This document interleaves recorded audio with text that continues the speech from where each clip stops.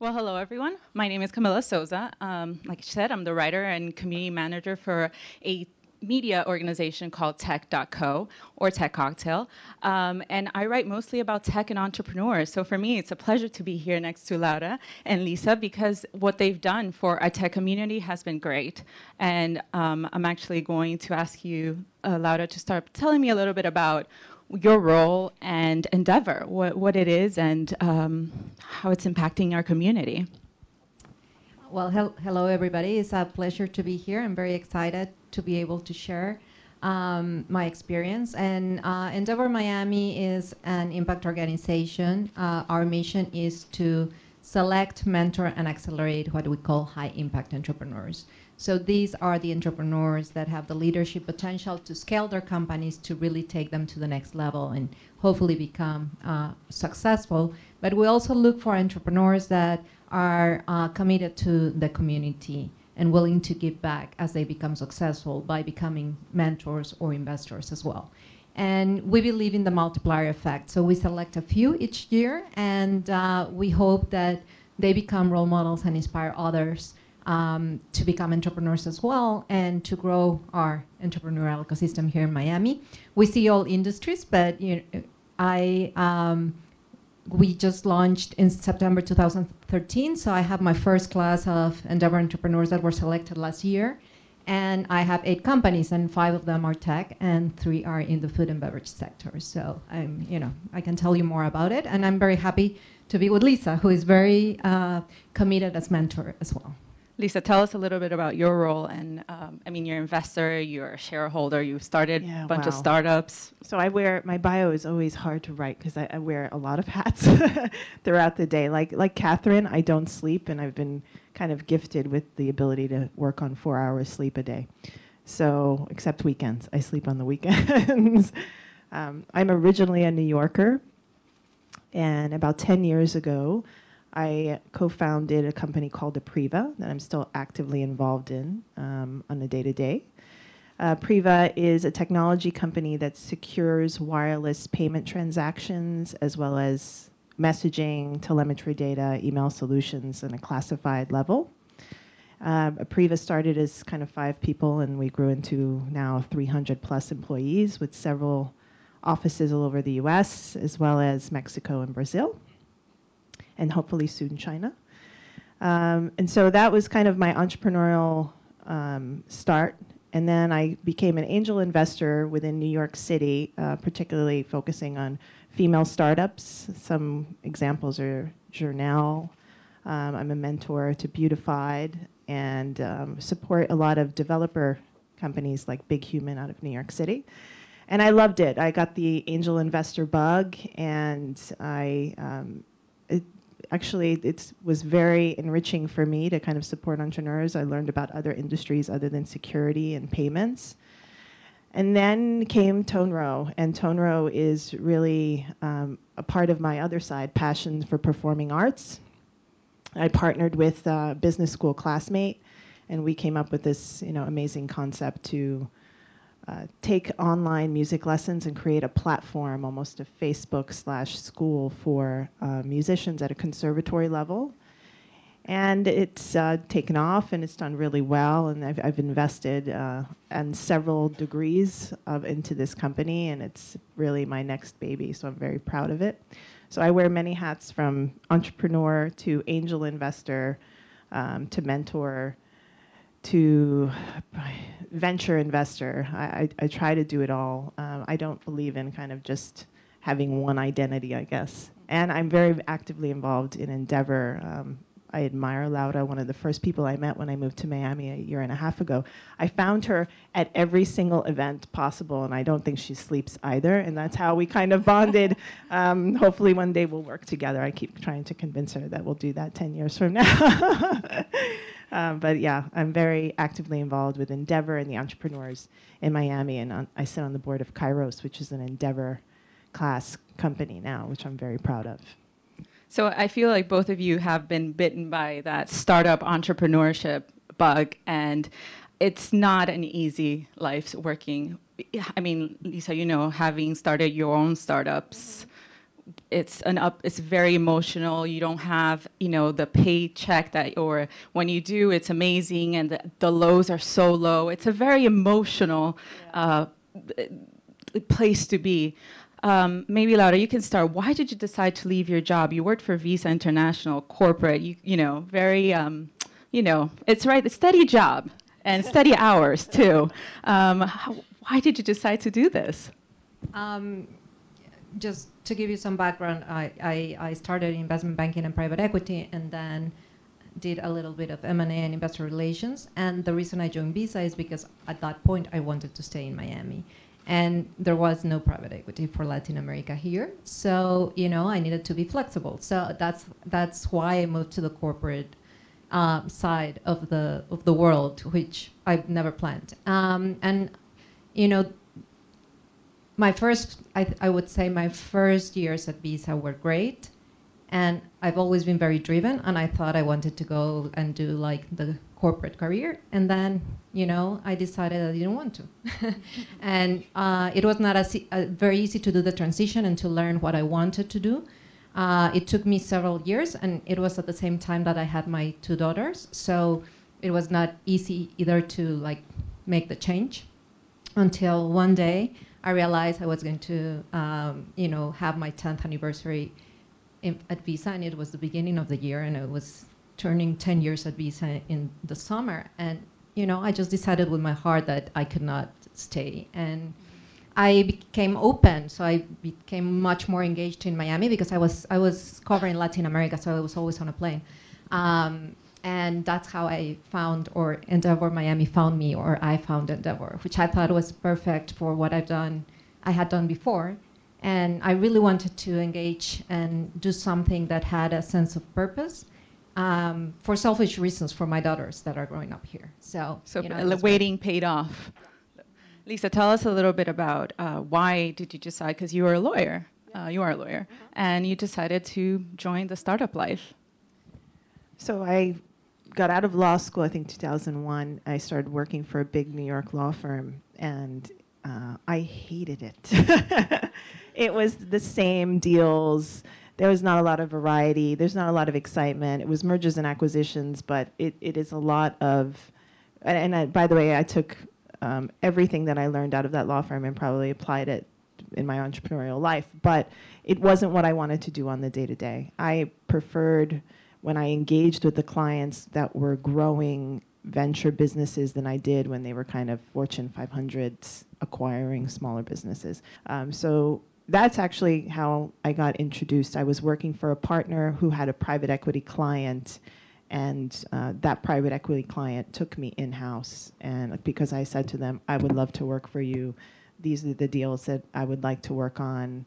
My life experience, being a child of parents who were immigrants to the United States and were entrepreneurs, I felt kind of added to that passion and my capability to perform in the private equity group. And that same private equity group became the largest investor in Apriva, which led me to my entrepreneurial sector. So I used that platform as an attorney doing mergers and acquisitions to figure out that it wasn't for me, but to learn what was for me and how to leverage into a better environment where I would probably scale as a person and a professional. It's fair to say that in tech, and actually most of the entrepreneurs that we deal with when it comes to technology are mostly men.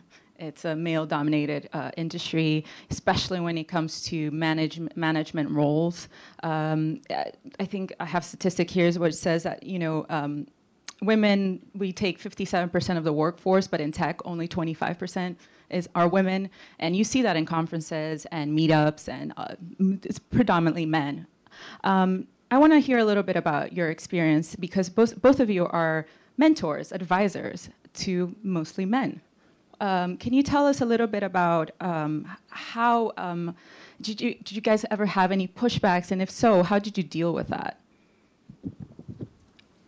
So I'm not very conscious about that. I grew up in Mexico City, and I took classes at my university where I was the only woman. So I just you're just used to it. I don't think whether I'm the only one or not. I've always learned to, I think, similar to the comments that were done in the morning, to be prepared, to be very confident in my fields and the topics that I'm covering. And I like to advise, and I like to challenge. So, and I grew up my career has been like that. I've always been in positions, whether in private equity or whether in M&A or business development or product development, where I have to push, right? Where I have to push forward my ideas. So, I don't see myself. I don't think of myself as different. Except for my experience, my own experience, and what I bring to the table. How about you, Lisa? So it doesn't bother me for myself. Sometimes if I'm at conferences and there's 1% women and the rest are all men, it bothers me for the generation to come, right? The perception they may have, and whether they will be secure enough or confident enough to launch into this industry. So for that reason, I attend events, and I feel that it's good to have a high profile for younger generations. But I feel it's an advantage. I always think that being a woman, and I, the only female board member, only female executive at a certain point, now we have many more, I feel it's an advantage. I see the world through different lenses because I'm a mother, because I'm a woman, so I always try to carry myself as confident as possible, and don't let it bother me at all. I guess just like Catherine was saying, you kind of face the lion, and you just attack it in the same way that intelligently you can do, that it doesn't bother you. I also sought out both male and female mentors, never looking like I only need to have a woman that has done what I want to do. In fact, I pulled from both. I have both a male and female mentor who, both of them I cherish greatly, and that's really, really important. They were the most instrumental probably in guiding me in what direction to go in my career. Laura, since we're talking about mentors, did you have any mentors, and how did they shape you professionally? I've had, but it has been more unconscious and informal. So organic. I was never in companies that fostered that, and in Mexico that word, I don't think people use it. So I have very good friends that are very smart women that I consider my mentors, and men as well. And I've been privileged to work for people that are great, and that I've continued to talk to through with my career. But whenever I made an important decision, I talked to several people. I like that what you mentioned about education and the next generation. We see here in Miami, there's a lot of, we're starting to see more programs like Girls Who Code. I can't think of the other now, but there are a few. And I think it's important, and I would like to hear your opinion of how education, or even personally, what you're telling your daughters, or I hear that a lot from entrepreneurs, a lot of male entrepreneurs who I've had on the show who tell me, I want my girl to take AP computing classes. Most of them take AP psychology. It's because they've been told for a long time. I can tell you personally that I've only taken, all the classes I've taken were because, oh, well, you're more like social person. Maybe you should take these classes. Maybe if somebody had pushed me in math class, I could be coding now, And I think this is something really important. Can you tell us a little bit, what do you think it's needed in the community to kind of foster more women in tech? Lisa? So what's needed in the community? I think it starts at the elementary school level. So I have a 7-year-old son who came home and said, the teacher took a poll about which students, what their favorite subject was. And there was only one student that raised their hand in math, and it was a boy. And none of the girls liked math or the computer technology class.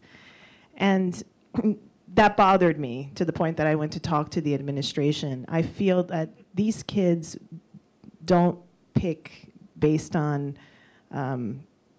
what they believe. They're being taught. So what direction, what we're filling them with throughout the day is really important. So I think it starts at the elementary level. I think all of these STEM programs at the elementary level, high school level, are very important, and I think it should be mandatory that it's not 2 girls and all, like 10 boys in that class. I think there has to be a 50-50 split. I think it's important to also make it appealing to young girls. It doesn't have to be so kind of robotics, maybe. Why can't the robotics look pink? If that's what's going to engage them, then so be it. It has to have a perception that it makes it interesting to young girls. And I don't think we do a good job of that in the elementary school level. And universities as well. I think a lot of the liberal arts programs are wonderfully marketed, and maybe we could do a better job marketing to high school students a lot of the polytechnic universities and the job opportunities that they will afford women in the future. Laura? Well, I mean, that's my, I think about education all the time. I have a 6 and a 3-year-old and a stepdaughter that's 17 going to college. And, I'll make very brief comments. I was at another event from the council where Michael, our super smart engineer from Miami that moved to Silicon Valley to work for Facebook, he was talking about his experience. And one of the things he said is that, he thought that coding had to be part of the elementary program, like another subject, right? Like you take math. And that he thought that, his sister was at a disadvantage because the way he learned coding was by playing games. And that's what socially his friends did. But his sister was not into that. So, that's where the disparity starts. And, I to the point, I mean, that comment got so stuck in me that I went to talk to the principals as well. And, and they take it seriously. But, my daughter goes to an older school. She goes to Carleton. So, I'm more obsessed. But they do teach them, and they are starting. I don't think it's at the level of speed that it has to be, but hopefully that will change.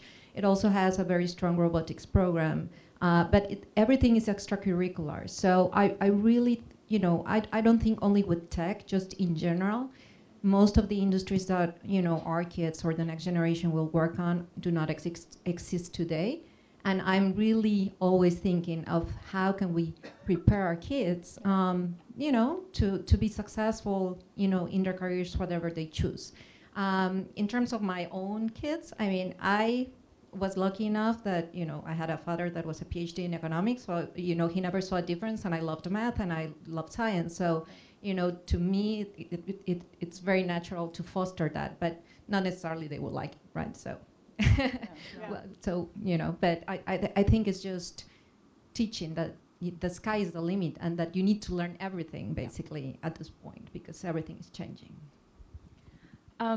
Going back a little bit more of your professional experience, I read recently that the CEO of Facebook, Sheryl Sandberg, had said that the most important career decision she's made was whom she married. Tell me, us actually, a little bit about what was the most important career decision you've made so far. Maybe start with Lisa. The most important career decision I made was never pigeonholing myself with a title or with one, I work here, I can do this, I can only do this. And frankly, when challenged, I will give one example. I was challenged about whether or not I would be a good CEO one day, or if I could be CEO, because the perception of not having an MBA and just having a Juris Doctorate degree may have not been palatable to, particularly investors. And someone made that comment to me, and 2 days later I enrolled in an MBA program part-time with a 2-year-old. I bet you they never thought I would do it after making that comment, and they didn't. And I did, and I got my degree and went back to the person who made that comment that I just wasn't qualified enough and said, okay, now I have the qualification, I've done all the performance. And they stared blankly at me saying, okay, then you don't want to just be CEO of this company. You likely have the potential to do more. And so the best decision I ever made was seeing the lion, as Catherine said, taking it on, and then coming out of that saying, I'm actually even better than I thought, and the sky's the limit. So I think making the decision that the sky's the limit and I don't have to have one title or be one thing. I can be whoever I want to be is the best career decision I've ever made. Really taking control, not worrying about where other people wanted to drive me, and saying truthfully, the sky's the limit, and I still believe that today. I'm not done yet by any means. There's a lot I'm going to do. That's the best business decision I've ever made. Laura? I don't know that I've done like one or the most important career decision, but there have been certainly defining moments in my life that have shaped the way my career has turned out to be. And, you know, one of the most important was to, you know, decide to leave Mexico and to do my MBA, you know, which at the moment was defining because I thought I was going to do a PhD. So, you know, starting from that decision of like really wanting to move towards business, and then the school that I chose, you know, that obviously influenced me. I think that what has, what's been important for me is to know what my priorities are at certain, you know, different points in time. So, you know, one was, you know, leaving my country and studying abroad. Then it was like really having, I always, you know, thought that I wanted to have like a fast career track at the beginning and then, you know, get married and have kids. Never thought that I would slow down, but that's the way I envision it. And I was fortunate to be in positions where I could have that, you know, take ownership and have the roles. But then at the same time, when I was at Visa and I had a great career, you know, I also decided to have my kids, and it's a different pace. And the reasons, you know, the reasons why you decide to move on or to stay, it changes based on your life, what you're living and what you want. And I think everybody has said that this morning. And then, you know, I would say the most critical decision for me lately, obviously, is, you know, having the fortune, and I feel very lucky, honestly, to, you know, be able to open Endeavor Miami. And it's an organization that I've known for the past 10 years of my career. You know, I've always known about Endeavor. And to me, it's really inspiring. And this is the first job that I can truly say that it match exactly where my passion is and where my motivation is. So I can tell you that the difference is so huge. I don't work less. But you're happier.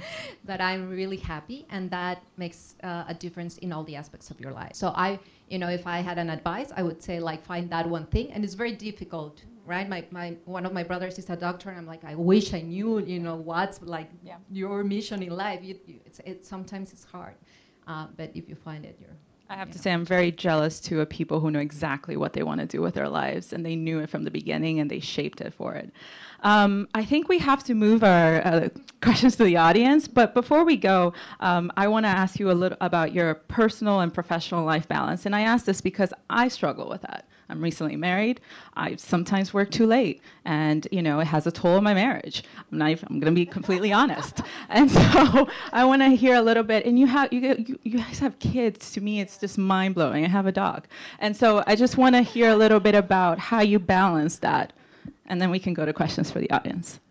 Okay, so the balance is, and I think Betty said this earlier, having a very good wife at home and support system. I say this to all my male colleagues that are lucky to have wives that are with the children all of the time. I have a great support staff at home behind me 100%, and they are my family. Even though, you know, they're kind of live-in nannies or whatnot, they are truly family to me. They help me with my son. I have a husband who's an entrepreneur who works more than I do, so it works out that we both work a lot of hours, but when we're together and it's family time, and that's it. Nobody tries to look at their phone. We conscious and scheduling. Like, I really try hard to schedule myself really well, even though sometimes I mess up. And I can multitask as well. I know the times where I can multitask and the times where I can't. So scheduling a month in advance helps if you can. Where you're going, what you're going to be doing, where you're going to be, together with your son's schedule, together with your husband's schedule. My husband and I sit down and really consciously do a good job of that, including friends' birthdays. You know, Laura sees me a lot and we see each other a lot, but you know, scheduling friends and family, all of that is very important, and we do it down to a science. So you have to get in the rhythm of that with your husband, with your children, with your staff and team at home, and family members, birthday parties, communions, confirmations. I have 26 first cousins. It can get crazy. And sometimes you just have to say no to certain things. But that's it. I think, getting your schedule down and having a really good support system, like Betty said earlier, is like the most critical thing. So I'm going to try to be quick, but I like better the example of Alexandra, who mentioned it's a seesaw, right? And I think I've come to the terms that there's no balance. Meyer Hart, a professor from HBS, used to say you can do everything but not at the same time. And it's true, we can't, right? I mean, balance also people mean different things, right? So do I look balanced to someone that's stays at home? No, I don't look balanced. I don't spend a lot of time, time with my daughters versus other people. But I choose to do what I like and try to be happy. And I think, that's what I'm striving for, to make the right choices sometimes. And I feel, this is something that throws off balance or priorities, is not being able to say no, Yeah. Especially if you're social, right? It's very difficult to say no. And I think it's never perfect, but I do have a great husband, and I do think that makes a huge difference. And I'm trying to teach my daughters and to be a role model for them too. And I read this, I don't know if you've read this blog at the Huffington Post about this woman who has always worked, dual careers. And all of a sudden, her daughter, I don't know if she's 9 or 11 years old, says to her, "Well, mommy, if daddy earned more money, you would stay at home, right?" And she writes about how come she thinks that I'm working because I need to, right? I mean, why do we have to have that question of do you like to work, or do you like to be a mom? And she concludes the article saying, I love to work and I love my kids, and that's the way I feel. So I just think that it's very difficult. Yeah, I have a following comment to that, is that a lot of people ask me if I feel guilty because I work so much, and it's an honest question, and genuinely going to answer yes. But I think it's important when I give an example. My mother worked full time when I was a child, and I admired it. And it's a part of the DNA that I have now, that I can work so much. I learned to multitask. I learned to schedule well by watching her. So that was by no means a handicap to me. It was a huge advantage. I was this way pre-college. I was in high school watching my mother's schedule and scheduling myself to maximize my time. So there's pros and cons to working, and you'd be surprised the impact that you will have on your daughters, and they will come out stronger. I don't think anyone here or anyone in general should feel guilty. There's a lot of pros to having a full-time, heavily vested working mom. Absolutely. So questions? Guys, I have some questions. So we've talked a lot about tech, but I'm also interested as women entrepreneurs and how, because I read relatively recently that female entrepreneurs in this country are very, very small, and why that is, and why do you think it's because they're overly concerned about making sure that the house is paid, and they want to take a job that's more conservative because that way they're more secure, or do you think there's a way to sort of overcome that? I don't know if that makes sense. I mean, I don't know the statistics. Obviously, I think in general, women at the workforce, the statistics are low, relatively speaking. That the same in entrepreneurship. I would say a few comments. I think that entrepreneurship is in the nature of women. I mean, if you remember this morning when Alexandra was explaining leadership traits, right? We like to multitask. I mean, that by definition is something that an entrepreneur needs to do. The other thing too, I think that entrepreneurship is the solution for a lot of women who want a flexible schedule. I mean, you work hard, and it's harder. Also, it's very different than having a fixed schedule, obviously. But if you're your own boss, you can accommodate. I mean, that's what, for example, to give you my example, now I have my schedule. I do, I schedule what I need to do, and I, do go to the meetings that I need to go at my, school's kids, and I also do my work. And, you work at night if you need to, and you are at home if you need to. So I do think that flexibility of entrepreneurship and the empowerment that you have as a woman, I think that will grow with the newer generations.